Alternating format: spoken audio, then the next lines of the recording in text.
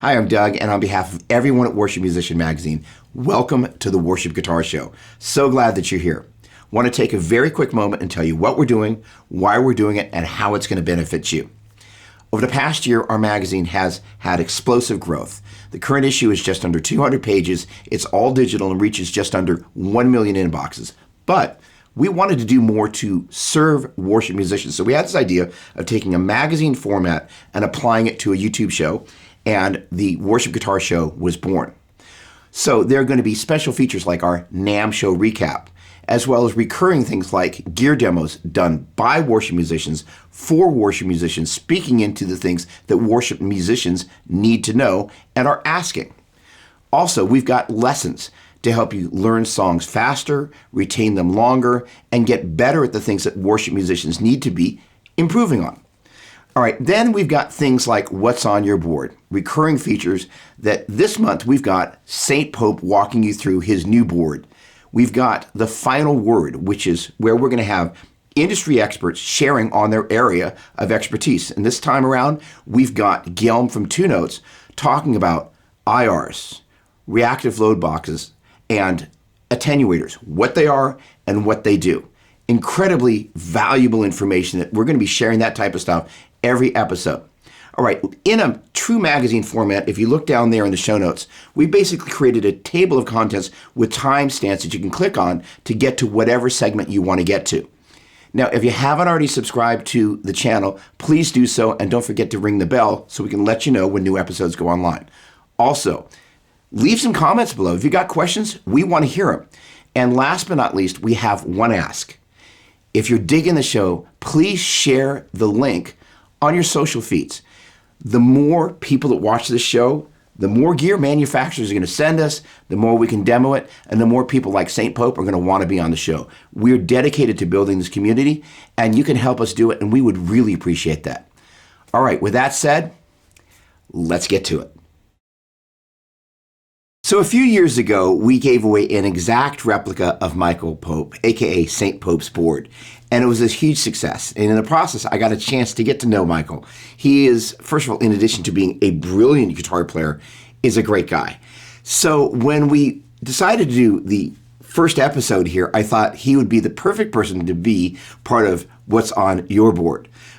First of all, obviously, his work with Bethel has been iconic, and he's probably been responsible for selling more Big Skies and Timelines than anyone else because his tone is his tone. Brilliant. He, in addition to being a great guitar player, is a super talented music director, aka MD, and these days he's in Nashville killing it as a session player. So, St. Pope, tell me, what's on your board? Hey everyone, Pope here. I'm at home in Nashville, Tennessee, and Doug and the guys from Worship Musician Magazine wanted me to do a little rundown of this here pedal board I got put together, so here we go. Things start out with this little black box under my tuner. This is a buffer splitter from RJM called the Tone Saver. It's a great sounding little box, just gives me a nice solid buffered input and gives me a split for this tuner, which is a little turbo tuner mini guy. The first pedal in the chain is this Jackson Audio Bloom. This is my compressor, though I'm mostly using it for the EQ, just to kind of change settings between guitars or maybe do like a lo-fi sound. Really into that right now. The compressor, let's see. So I'm running it in the turquoise mode, so I think that's like the Joey Landreth dual compressor mode thing. It's like one compressor cascaded into another. I really love the way it sounds. It's nice and smooth, and I'm not really doing the always on compression thing anymore. I'm kind of just using it for clean parts where I want to dig in and not have the amps break up a ton. Or for slide parts, so it's a great pedal. Next is the old faithful Pog 2. If you're a guitar player in today's day and age, you're gonna have to get a Pog. It's just part of being a guitar player these days, and might as well have presets, and you know, it has a little filter guy on it, and yeah, it does a lot of really cool stuff. Let's get that to stop flashing. Next is this wNAMM Oz pedal. This is my fuzz right now. I saw a bunch of, guitar players that I super love playing these pedals, and decided to check them out and bit the bullet and bought one of them. They're pretty pricey, but man, they sound really, really great. I love how this one is like really smooth and big sounding, but actually sits well in a mix. It cleans up really well with the guitar volume, and yeah, there's not much to hate with this pedal. It sounds really, really good. Next, we go into this Vertex Ultraphonics HRM, kind of my Marshall in a box. Pretty surprised by this pedal, actually. I just did a session last week where we did a lot of 90s guitar, lots of power chords and that kind of thing, and I pretty much just used this pedal for most of it.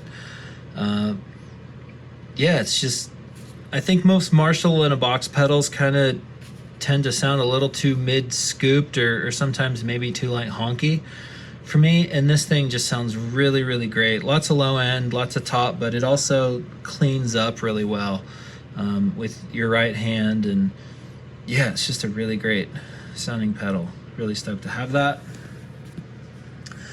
Next, I go into this Midnight Amplification Devices company pedal, whatever, old black.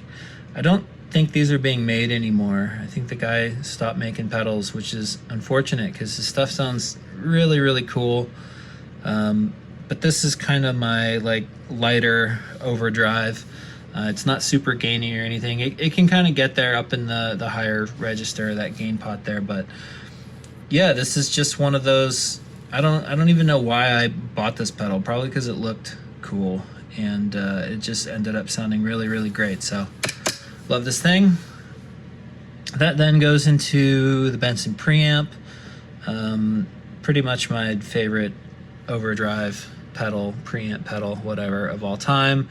It's a Chimera amp in a box, and I use this thing a ton. Next, we'll go into the Vertex Steel String Clean Drive. I don't really use this for gain so much as I do to just kind of color the tone going on. I really, really like it with single coil guitars, just kind of fatten things up and gives it a nice, like, airy, pillowy low end without getting too muddy or anything. So it's a really fun pedal. Nice bright LED. Yay, good times. From there, I think I go up into the Vertex Boost. That's kind of a twofold thing for me. One, I'll use it as a boost to get louder for a solo or a lead or just anything I need to get loud, or sometimes even just to hit the amps a little bit harder. But then also it controls volume. The expression jack on this little fractal expression pedal guy, and it works really, really great. I love doing volume this way. It's really nice and clean. The taper depends on the pedal you use, and this one has a nice taper to it that I like, but I really like the sound of not having just a straight volume pot in the signal. I just feel like the tone of the boards in general that I've had these boost pedals on and run volume this way just sound a lot clearer than the old way I was doing things. So it's always a plus. From the boost, I go into the somersault pedal from Caroline Guitar Company. I love every pedal that these guys make, and this one is particularly good.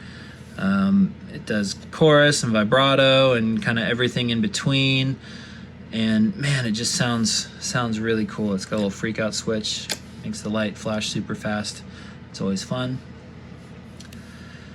Next is the old trusty Cusack Tap-A-Whirl. Just kind of pulled this out of retirement. I hadn't plugged it in years, and I've had it around forever. But man, it just sounds really, really great. So I don't think it'll be going anywhere anytime soon. Yeah, great sounding tremolo. From there, I'm going into this GFI synesthesia. This is modulation, and yeah, I've just kind of been digging into it, getting to know it a little bit better. The algorithms in it are really, really, really clean and really clear. So I feel like I'll probably end up using this pedal maybe more for synth because of that, and more for keyboard stuff.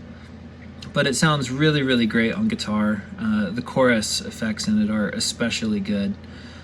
So that's on the board right now, just messing around with that. It also splits things to stereo, as you can see. So running stereo out of that, I'll come down into the Volante, which is currently my my favorite delay. I think this is probably the best delay pedal ever made. It's like having a Roland Space Echo that actually works on your pedal board. So this is kind of just like a starting place setting for me. I'll use the tape algorithm. I mean, I'll use them all really, but that's kind of the starting place. Normal speed, those their settings, and then, you know, if I need it to do something else, I'll adjust from there. I like the spring reverb in this thing a lot. I'll use this for spring, so that's fun. This Old Blood Noise fader isn't really hooked up right now. I just kind of had a gap and I was like, oh, that fits perfect. So threw it in there. I'll probably connect it to the Volante, actually, and make it do something weird. I'm not quite sure what yet. But yeah, we'll see what happens there. And then last but not least is the old Specular Tempest. I'm using it for reverb right now. I think I, you know, if I had to use it for one thing, I'd use it for reverb, but the delays in it are great. So if I, you know, needed a different delay sound, I would, you know, for sure use it for that. But for now, it's just kind of big reverbs. I really use it for that that Spadium setting. It sounds really, really good. And just run stereo out of this into whatever amps I'm using. The power supply is the Strymon. I've got no high and a Zuma. So you can see I've kind of sloppily run things down in there. And then, yeah, it's wired up with these Evidence Audio solderless cables. You know, I would like to have soldered cables, but, you know, this was just kind of thrown together one evening while my bigger session board gets reworked. So maybe once I get that back, I'll do this one up with proper soldered cables and the like, but that's what I got going on. Nothing too crazy, but gets the job done, and I'm really digging the sounds I've been getting with the board. So thanks for watching, y'all. The 2020 Winter NAMM Show was the best NAMM show ever for a couple of reasons. First of all, NAMM, in case you're wondering, stands for the National Association of Music Merchants, and it has traditionally been a quote-unquote for the trade show where manufacturers show off their latest and greatest goods, and buyers from music stores and chains show up to buy whatever it is that they're going to sell. Now, one of the interesting things that's happening in the background is NAMM and the music industry have really woken up to the fact that, give or take, there are 360,000 churches and 15,000 live venues in the United States. As you might imagine, the churches are buying a ridiculous amount of the gear in the musical instrument space, also referred to as the MI space. As an end result, the folks at NAMM are opening up the doors to a wider group of worship musicians than ever before. So if you're a purchaser at your church, you can go. If you influence the purchase of gear at your church, you can go now as well. Super cool, because again, guitar players, we are gear geeks. Being able to see all the latest and greatest gear, awesome. All right, so there were some amazing things that happened. The Wednesday night before the show opened, we had the pre-NAMM hang. And basically, this was the second one. We co-sponsored that event with our friends at Gear Talk. And basically, a number of manufacturers set up these little mini booths so they could talk directly with worship musicians. All right, the next morning, Thursday morning, the show started. And on the Thursday night, it's the annual NAMM Night of Worship. And we co-founded that event with our friends at Yamaha. They technically, quote-unquote, own that event, and we co-sponsored it this year. along with obviously Yamaha and our friends at CCLI. In years past, in alphabetical order, politically correct alphabetical order, I should say, you've gotten a chance to see artists like Chris McClarney, Lauren Daigle, Lincoln Brewster, Matt Maher, and Matt Redman. And this year, it was Michael W. Smith with Stu G on guitar. And the worship was just amazing. And to be in the middle of this mainstream event and with thousands of people in this venue, capacity, worshiping, it was just amazing. All right, so the next morning, we got a chance to do something really, really cool. Actually, that next morning, Friday and Saturday. Because the NAMM folks really want to do an amazing job, and they are doing an amazing job of engaging worship musicians, we worked with them on doing this concept of a private guided tour before the show hours. So on the Friday, we led this group of worship musicians over to Yamaha, which technically owns Line 6 and Ampeg. So in that little part of the journey, we went to Yamaha, Line 6 and Ampeg. Then we went over to LR Bags and we finished up over at Martin. Then the next day, Saturday morning, we started off at Shure. Then we went to Allen and Heath and we finished up at PreSonus. Then I went over to the Hilton where I hosted 5 House of Worship tech tracks. Most notably for this show, the one on worship gear. And the guests were awesome. We had Stu G, who's Stu G. We had Brian Wall from Worship Tutorials, Chris Roca, who is the producer and guitar player for Miel San Marcos and numerous other Latin worship acts. And we had Stan Cody from Fender. It was an amazing panel. We will be featuring video of that on this show. All right, the next morning, we do these musician chapel events, and so cool. All right, in addition to the photos that you've just been seeing, the folks at NAMM did this thing with the worship tutorial folks, basically a day in the life of worship tutorials. And they've been kind enough to let us use that video, so we're going to wrap this segment up with that clip. You guys ready? Yeah. I'm ready, man. Where are we again? We're in southern, sunny, rainy California. Is there a red light on that screen? I can't see it at all. Yeah, it is. All of us? Yeah, it's go. know what It's we're go. doing. It's rolling. It's rolling. It's rolling. Hey, welcome to worshiptutorials.com. What's up, everybody? Hello. Got Bradford, Fuller, Hi, Brad. and myself. Hey. We are in Anaheim, California. All 3 of us. So Yeah. If you don't know what the NAMM show is, it's Yeah. a By now. trade show for all sorts of music gear. We've been on a pre-show tour this morning for House of Worship stuff. We're going to basically go in. They're going to show us all the coolest, latest, and greatest, but with a little bit of a slant on what and how it's going to serve the House of Worship. So let's do it. The House of Worship is a huge market because it's one of the few venues that has live music every single weekend consistently. Our vision as a channel, as a YouTube channel, is to help people have excellent and authentic worship experiences. And so for some people, what that means is buying the products that fit their budget a lot better. And so we're trying to hit all aspects of it and then cover the things that we use regularly, which tend to be a little more, they tend to cost a little more money. But we want to help people realize the investment for either one is worth it. You know, as far as content goes, we get asked a lot of questions about gear, and people are trying to make the best decisions for their house of worship, for church, and you can't always do that online. Videos don't always do it justice, and so being able to talk to representatives from a company and being able to ask them clarifying questions about products has been extremely helpful. Because a lot of time it's all about what's the next thing coming out, and so we can showcase that, demo it, give our opinion, play through it, give our opinion on it and that kind of thing, which is a lot of fun. Actually, already I posted, we're just visiting Martin, and I posted about this new model they have, and people are asking how it was. We're hoping that they kind of feel like they get a little inside seat. Coming to NAMM it's not hard in theory, but it's not something everybody can make happen.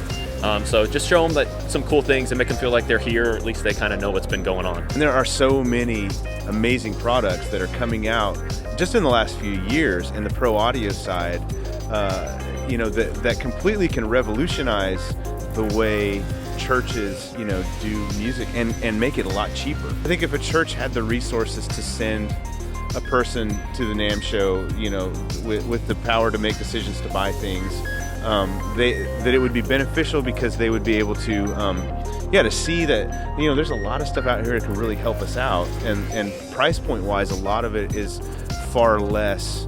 Churches work on shoestring budgets all the time. And so if you can find equipment that lets you do what you need to do more efficiently and cheaper, that can be really beneficial. And I think very much worth the time and money that it would take to send somebody to a show like this.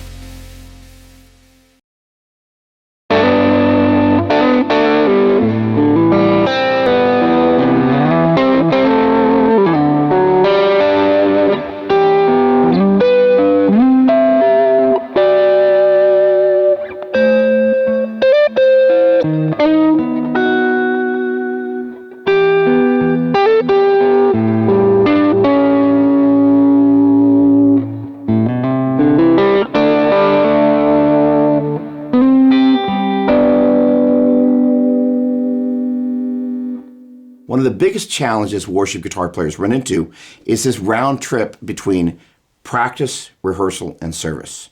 Quite often we're practicing at one location, we're rehearsing at another, and then Sunday service is quite often yet in another place. That's exactly what happens at my church. I practice at home, we have a midweek rehearsal location, and then Sunday morning we load into a junior high school. Without something like Powercab, I don't have the ability to kind of have consistency in tone. And so this rig in particular allows me to do a couple of very important things for my world as a worship guitar player. All right, first of all, this guitar is kindly on loan from my friends at Gretsch, but again, Gretsch and worship, what a great combination. All right, so I'm coming out of the guitar into the Helix. In turn, this little cable right here is an L6 link cable. It's a digital output that goes to the first Powercab, and then with another L6 link cable, I'm connecting the second one. As soon as I do that, they know that one's supposed to be left and one's supposed to be right. I'm a stereo guy for a couple of different reasons. I like to have, obviously, the ability to have the vocal hugged by a left and a right amplifier, and in turn use stereo delays, but I have them sit a little bit further outside. So inside Helix or kind of any one of these types of modelers, what I do is I bring the two amplifiers in about 20%, such that the delays are on the outside of them. Gives you some nice separation in the stereo field without getting in the way of the vocals. In turn, I've got a stereo reverb that again is panned hard left and hard right. In terms of the signal chain, basically I'm using the Klon. It's called the Minotaur, but it's basically the Klon clone. The custom comp, for those of you that speak line 6, just a compressor, and then a hard gate. What's neat about the hard gate is if there's any noise coming from a drive pedal, it grabs it, and the hard gate inside the Helix is really cool. It doesn't kind of cut notes off, depending on how you set it, unless you want it to, but it just allows things to sustain, and then when you stop playing, just shuts things up. All right, in turn, I'm running into a pair of amplifiers. I'm an AC-30 matchless kind of guy in the real world, and that's basically where I go inside Helix. Now, one of the interesting things is there's basically a mixer block that immediately follows where I've split those amps, and that's where I've taken those two amps and bring them in about 20%. In turn, that mixer block feeds into the stereo delay. On one side, dotted eighth, another side got a quarter note. Now, the thing to keep in mind is a dotted eighth compared to a quarter note delay is a shorter delay time. So to kind of make them end at the same time, you have to turn up the number of repeats on your dotted eighth a little bit, such as they kind of come out in stereo, they end at the same time, if that makes sense. I'm using the double tank reverb for just a little bit of verb, and kind of the neat thing about the way I've got this thing set up, Helix has what are called snapshots, and it's basically like a preset within a preset. As you take a look at these, basically these individual stomp controllers here, I've got just things set such that as I move across the snapshots, different things turn on and off. So this is basically how I had it set up for the demo you just heard. And then this one adds the chorus. And again, with a single foot switch, it's basically acting like a switcher. This amount of control is awesome. Now, the last little piece of this, I'm using the full amp and cabinet models here, and I'm running these two guys in flat mode. And in turn, I'm running out of two XLRs straight into Pro Tools, which is essentially what I do in a church environment. So what's neat is that I've got this whole round trip solution. It sounds great, and what I'm doing at home translates to what I'm doing both in rehearsal and in service. Awesome. Welcome to the very first installment of Keep It Down! As guitar players, we are a little too familiar with that whole concept. So is this the beginning of an unboxing video in the making? Nah. Well, sort of, but sort of not. So as I mentioned at the top of the video, one of the big goals for this show is to answer the common questions that people have over and over, which is like, how do I actually deal with the silent stage but not kill my tone in the process? So this is really cool. My buddy Tyler Madsen from Reality SF, a really great church in San Francisco, he's an old friend, super talented guy, called me up and was like, dude, we're doing this setup teardown thing in a school. It's a nightmare. They don't have enough space to set up a permanent isolation booth. It's too loud with the amps on stage. Hello. We've all heard that. He was like, hey, what do you think about the Radial SGIs? And I was like, what do I think about them? I own 2 of them. And as we got to talking, I kind of had this idea. I was like, well, let me reach out to my friends at Clearsonic and Radial and see if they'll send an ISO booth and a SGI for us to cover in the magazine as kind of like a community service message. And at that point, I hadn't really planned on doing the show yet, but here we are. So I'm super excited to kind of unbox these over at the Tyler Setup and Teardown Church. We'll take some remote video there, and we'll be reporting back on how it goes.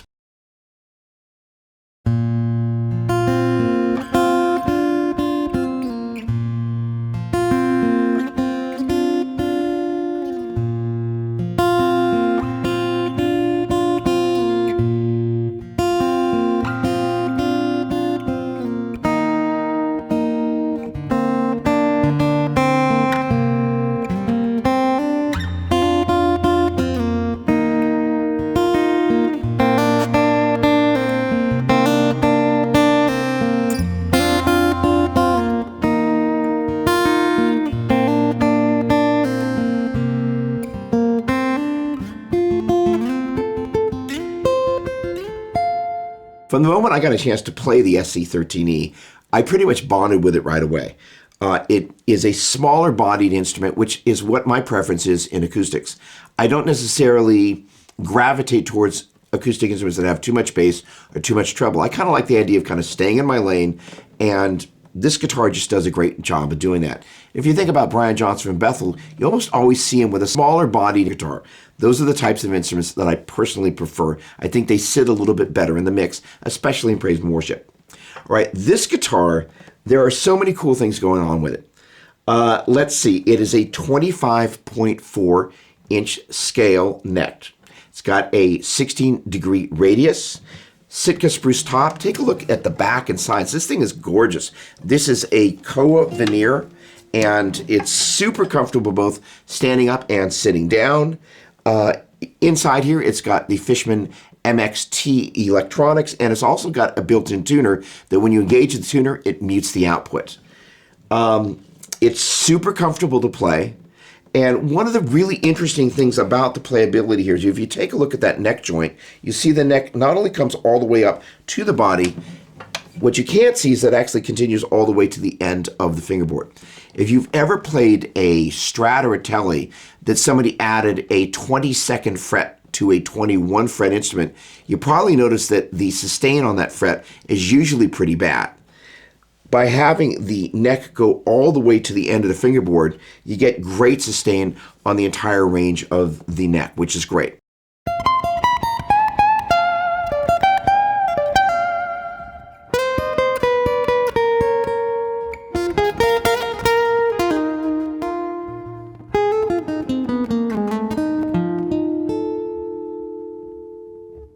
I have really enjoyed getting to know this instrument, and if you prefer a guitar that's super comfortable to play sitting down, that's not too big, and you're not necessarily looking for that D18 type of vibe in an acoustic electric instrument, this guitar is definitely worth checking out. And again, for the neck access alone, if you like to solo, there's no acoustic guitar on the market that has this type of access. It's $14.99 MAP, and it comes with a gig bag, and I love it.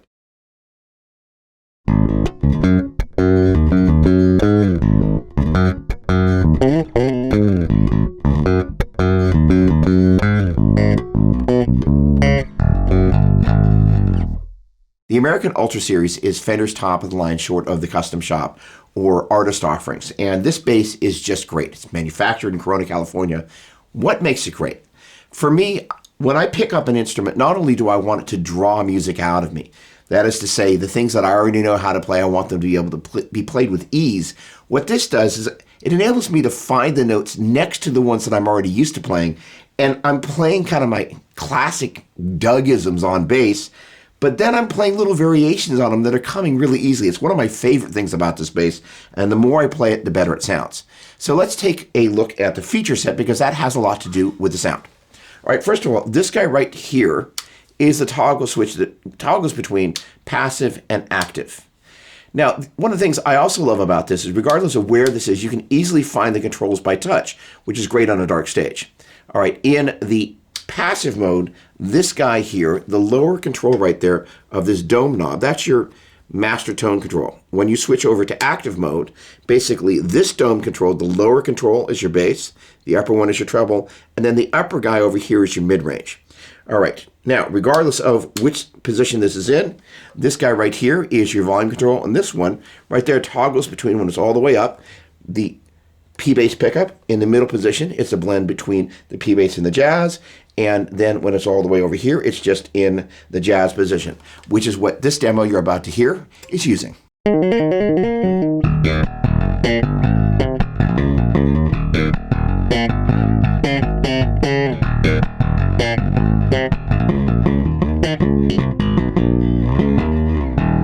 One of my favorite things about playing bass is being able to kind of incorporate melodies into what I'm doing. Now, I don't normally tap in church, but this next little demo, first of all, you'll probably recognize the piece, but also it incorporates one of my favorite things to do, which is play chords on the instrument.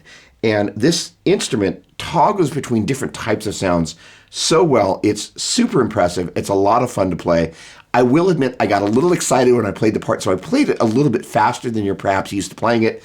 But you know what? Getting excited from time to time is a pretty cool thing, especially when you're playing an instrument that you love. Let's take a listen.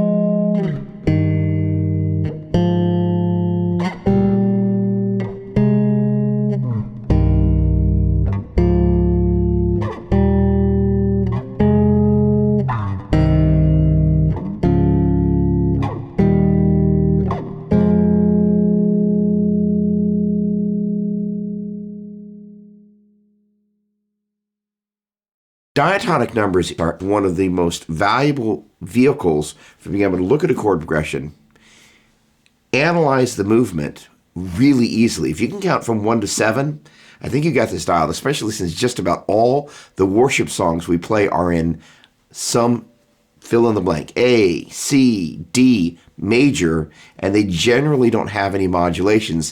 It gets pretty straightforward to being able to kind of go, oh, I can recognize the 1, the 4, and the 5 chords. That's actually a big part of it. You can see where those chords occur in a progression. You can really map things out pretty quickly, but we're going to get to that.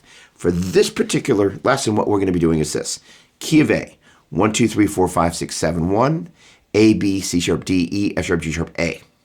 All right, we're not going to be thinking about whether we're playing a major chord or a minor chord in this lesson. We're just going to be looking at the bass notes. We'll get to that.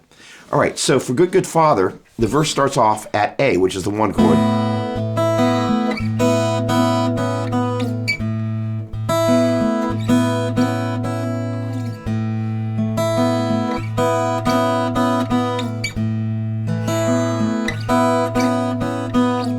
Goes to D. That's right, it's the 4 chord. C sharp, which is the 3 chord. Good. B is the 2, and then it goes to E, which is the 5, exactly. So again, it started off at the A, which is the what? The 1 chord. D, which is the 4, that's right. C sharp, which is the 3. B, which is the 2, and E, which is the 5. That gets us to the chorus. Goes back to D, 4 chord. A, 1 chord, B, 2 chord, E, 5 chord. So after a while, it just becomes really easy to kind of think of these in terms of the numbers.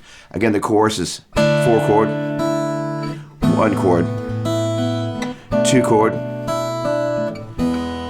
5 chord. All right, now when it gets to the bridge, starts off at the 4, the D, goes to the F sharp, which is the 6. Goes up to B, which you already know is the 2. A, which is the 1. D, which is the 4.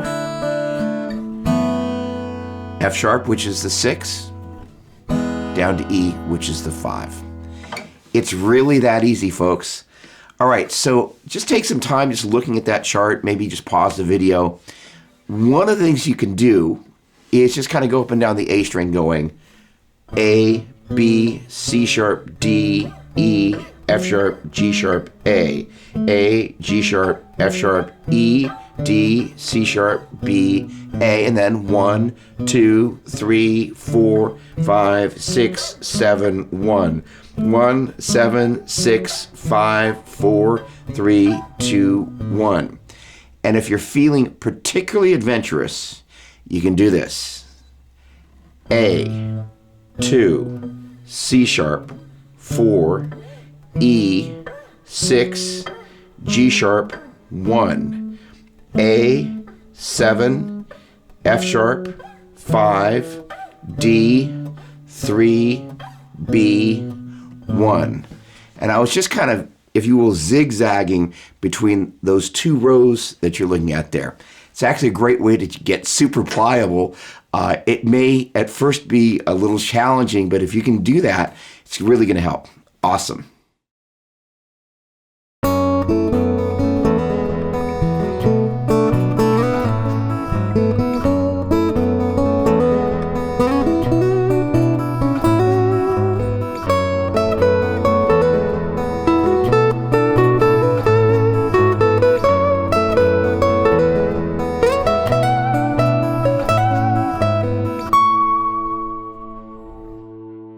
Originally, my plan for this section was to create a nice wide open space using that pad for multi-tracks and very sparsely paint over the top of it with kind of different notes from the pentatonic scale. And in turn, I actually even pulled out the E-bow, was going for very atmospheric stuff. But then I started playing that rhythm guitar part. It just came out and I couldn't stop playing it. So I was like, fine, I'll record it. Again, the idea was I was going to use the pentatonic to create these little sparse things that kind of get sprinkled on top, which was the goal of this section. So we're going to come back and do that in a future lesson. But for this, that melody came out, which, again, if you think about the sparse kind of non-repetitive thing, and then a melody, which is all about repetition. What's neat about the pentatonic, it gives you a lot of options. And so in this particular case, I went with the melodic side of it. I started off with the F sharp, minor pentatonic pattern number 1, shifted into pattern number 2, and then I took that concept up an octave. It's always nice to be able to kind of get that climb, bring things up an octave if you're playing it in a key that lends itself towards doing that. All right, the patterns that are there on the screen for pattern number 1 and pattern number 2. If you'd like, you can just kind of hit the pause button there and practice those, unless you already know them. If you don't know them, I will also promise that I'm going to be showing you all 5 patterns of the pentatonic, as well as all 7 patterns of the second finger root and 3-note per string modes, as well as the theory behind them in future episodes. Awesome. As of this past NAMM show, Fender, Rev, and Sir are all offering amplifiers with built-in IRs. Not only that, LR Baggs debuted an IR loader for acoustic guitars that has an iPhone app. We are at the dawn of an amazing era of new technology. So chances are you've got some questions, or maybe some of the people on your team have some questions about this technology, which is why we wanted to start with this very first episode, kind of level the playing field such that everybody was on the same page about stuff like IRs and reactive load boxes. So what we did was we reached out to Guillaume Pille from 2 Notes Audio Engineering to kind of establish a glossary of terms. So with that said, it's our pleasure to introduce you to Guillaume. Hi, Doug. Thank you very much for having me on the show. So at NAMM, you guys came out with the Captor X, which, by the way, I can't wait to get my hands on. And it's basically got a huge combination of these different types of technologies. Reactive load box, attenuator, cabinet simulation, but it also loads IRs and integrates with your wall of sound technology. There's a lot of stuff going on underneath the hood there. So what I'd like to do is separate these different types of things out and really kind of come up, if you will, with a glossary of definitions. So first and foremost, what is a load box and why do you need one if you're not using a speaker cabinet with your amplifier? If you run an amp, a tube amp, at full volume, like very hard, and you don't have a load connected to it, so either a cabinet or a load box, you can fry your amp. So how do we design a load box? So it's a load in a box. seems pretty obvious. And the load is supposed to mimic the electrical behavior of a cabinet. So we can use a design that will replicate what's happening in a cabinet or a speaker by putting together some inductors, resistors, capacitors that will replicate how a speaker works. What makes a reactive load box reactive, and why does that matter? You can find two types of load boxes. One is resistive, the other is reactive. Resistive means you try to replicate what's happening in a cabinet with just a resistor. So for example, you would plug a 100-watt resistor at the output of your amp. And the reactive approach is different. You try to mimic better what's happening with a speaker cabinet by adding some capacitors and inductors. A speaker cabinet is not just a flat resistor. That's why we talk about impedance and not resistance. The impedance of a cabinet actually it's a resistance that changes over the frequency spectrum. In other words, if you want something that's the closest possible from a real speaker cabinet, you should choose a reactive load. A resistive load is fine for solid-state amps. They are not so much sensitive to the complex impedance of a speaker, a little bit less. And in the industry, you will find many people testing amps, making sure they work, tube or solid state, with just resistors. But in terms of tone, if you want something that's closer to a real cabinet, you may choose a reactive load. So how would you define what an attenuator is and what they do? Let's say you have a Marshall Plexi, like I have one here. You have a Marshall, you want to push it very hard because that's where really you have the sound, and it's not really possible at home volume, but not even on stage nowadays. It's not only churches. I mean, most small pubs or bars will want, or even proper venues will want to keep the stage silent as much as possible. So as a guitarist, you may want to have some sound. So you set up your amp at the volume you like it to get the sound, the tone you like, and then you will use an attenuator to lower the loudness on stage. There are different types of attenuator technology, but mainly you will find two types. The first type is what we call passive attenuators. Passive attenuators will actually change the impedance of the load seen from the amp. So for example, you still have your cabinet. Let's say it's an 8 ohm traditional impedance curve, and the attenuator will actually increase that impedance, so your amp will not be able to send so much power into the cabinet. So you squishes your amp more and more. If the design is good, it's fine. But most of the time it will change the tone of your amp. There is actually no real way around that. There is another type of technology called active attenuator. That's something we use in the torpedo reload, for example. So instead of changing the impedance depending on how hard you push the attenuator, we actually show a fixed impedance. So the impedance of seen from the amp is the one of a load, so it's the same as with the load box. And then we will use a power amp as clean as possible, usually solid state, to set the volume of the amp. So it may sound a little bit weird, but actually what we do is we kill all the power from the amp, coming from the amp. We just keep the tone. The power is turned into heat. That's actually how attenuator and load box work. We turn the power from the amp into heat. And then we so you have a tiny signal, all right, attenuated to, let's say, a line level. And then we will use a solid state power amp to increase the signal to the volume you want. So it's actually like you have another volume knob to work with the loudness of your amp on stage. So can you explain why the power amp section of a traditional tube amp impacts your tone as much as it does, and kind of how the sonic signature of tubes, why they matter so much? The Powercab stage is really here to provide voltage, volume, power. But because nothing is simple in the audio world, it's not just doing that.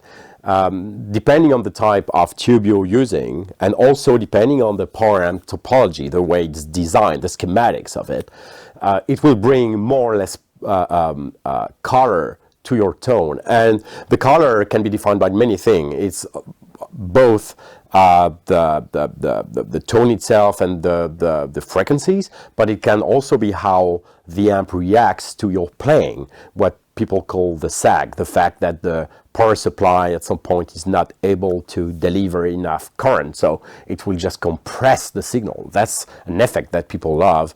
It's really organic and dynamic. It's really interesting. So in terms of tube and Powercab designs, you have, let's say, two kinds of design, which is the Class A and Class AB. Both make probably 99% of the market for tube amps. And in the Torpedo products, you can actually select between push-pull, that's the Class AB, and single-ended, that's the Class A design. They will change the way the tube reacts. It will, most of the time, they will do it with just one tube or a couple of tubes for the Class A. And it's more clean with probably a little bit more headroom. It's usually not the type of power amp you will use for any kind of distorted tone. And the Class AB is less clean. You have some distortion happening. It can be subtle, but still you always have a bit of distortion, and it's better to provide more volume, more power with less power needed from the power supply. So it's a more effective but less high quality design. If you want a hi-fi tube amp, probably you will want a Class A design, but if you want a guitar type of tone, most of the classic Marshall, Fender, most of the brands you love are using AB design. The way tube will affect the tone is actually a lot dependent on the type of design. It's not just only AB class, but it's also the way you put the tubes together and the parts around them that will affect the tone. If you take one design and put different tubes in it, like 6L6 or EL34, you will have a difference, but it may not be that huge or as big as you would expect. I know that tube purists will probably call me out on this, but when you actually try the exact same design with different type of tube, is not that huge of a difference. But you can actually increase the difference by changing slightly the design to adapt better to EL34 or to the type of sound you're searching for. In the Torpedo products, we have different type of tube, EL34, KT88, EL84, and 6L6. But we try to add a bit more color than in real life. I wanted to have significant differences between the type of tube. So it's electrical modeling, but we make them sound probably a little bit more different than they are in real life. The Wall of Sound plugin features both mic modeling and mic placement, which means you can choose a virtual microphone and choose where you want to place it in virtual space. For somebody that is new to recording, that could be a little mind-numbing. Would you have any suggestions on kind of going, hey, this is a great place to start? I think you're right, and most guitarists are not sound engineers. Apart from just trying preset, which is pretty obvious, my usual recommendation when you start doing recording, and it's not only for Torpedo product, but if you want to use real mics and just start doing something, I will always start with a dynamic microphone, probably close to the speaker, and not dead center, but probably an inch away from the center. That's my safe option when I don't really know the cabinet I'm working with or the mic. A good old Shure SM57 always works. The reason is it's probably not the best sound when you play at home and you want to play with headphones. It's usually not very satisfying. It doesn't really sound like you're listening to your cabinet in your room. But if you want to make that fit in a mix, that mic has all the characteristics to help you without having to EQ too much. Just use it. It's simple. When you're a little bit more experienced with that type of miking, you should try adding a ribbon mic. I really love the M160 or the Royer 121, and or a far condenser microphone. The condenser microphone is awesome to take the room ambience, or if you need a guitar sound that is really present, just stick the condenser close to the speaker. The ribbon is great on the low end. It's smooth most of the time, and for jazz tones or blues tones, I would always use a ribbon mic. Probably, again, not dead center, but not too far from the center, otherwise it can become too dull or too dark. And mixing a dynamic or mixing a condenser with a ribbon is probably the winning ticket. Captor X features both cabinet simulation and impulse responses, also known as IRs. Can you explain the difference between the two and what makes an IR an IR? The impulse response of a cabinet, what everybody calls IR, is you can say it's a photograph. It's the essence of the cabinet. That's really its tone signature. So using an impulse response file is really using the tone signature and applying it on your guitar sound or on your amp sound. It's pretty basic as a processing. It's quite easy to do. We do it slightly differently with two notes, where you can actually move the mic around. So it's not just loading a file. Of course, you can do that if you want to. You can find awesome third-party IR vendors on the market, free stuff, paying stuff. I mean, the market is huge today for that type of technology. The two notes virtual cabinet is slightly different because you can actually move or select different microphone, move the microphone in front of the amp or behind the cabinet, sorry. And it's really an interesting option if you really want to immerse yourself or do it like a real sound engineer would do, like trying to find the right placement for the microphone, and that's the experience you get with a two notes product. And instead of one file, you can think that you have tens of thousands of files. We do what we call IR synthesis, meaning all the in-between position we developed over the year, several generations of an algorithm to actually figure out how the microphone should sound at a specific place. And it's just a different approach from loading files. Both are good. If you're most of our customers will tell you that they think it's easier to see where the mic is and put it at the right place because they have some experience with real recordings. If you have no experience, maybe you find it easier to just go through thousands of files. But to be honest, I would recommend just learning how you mic, and as soon as you understand how the placement influences the sound, you will go so much faster with your recordings. So the Rev D20 and G20 both have your technology embedded, which is really cool. And Fender and Sir both have amps with built-in IRs. I take it this is something that you're going to expect to see a lot of other manufacturers doing as well? Well, DSPs become cheaper and cheaper, and it's now possible to have that function for not too much money, even in two amps. I think it's just a sign that people work with their amps a bit differently nowadays. I think that the time of the huge full stack and 10 Marshall amps on 10 cabinets on stage, that doesn't really happen anymore. And playing at home with that kind of system is usually a problem unless you have your own studio insulated or far from your home, or if you live in the country. But if you live in an apartment or a small house, or if you have a family with you, I think it's complicated to really have tons of fun with your amp. So it just makes sense that the market is trying to find solutions so anybody can plug into an awesome tube amps, because we love those amps. You just plug your headphones and enjoy your amp at any volume. And in the past, doing that with analog speaker sim, it can work, but it's a bit dry. You don't have the room sound. You don't have the sensation of air moving. I think the RR technology, or the tuners technology, lets you have a way better user experience and something that really sounds like you're actually playing in a room, or you're actually playing in a studio to record your album.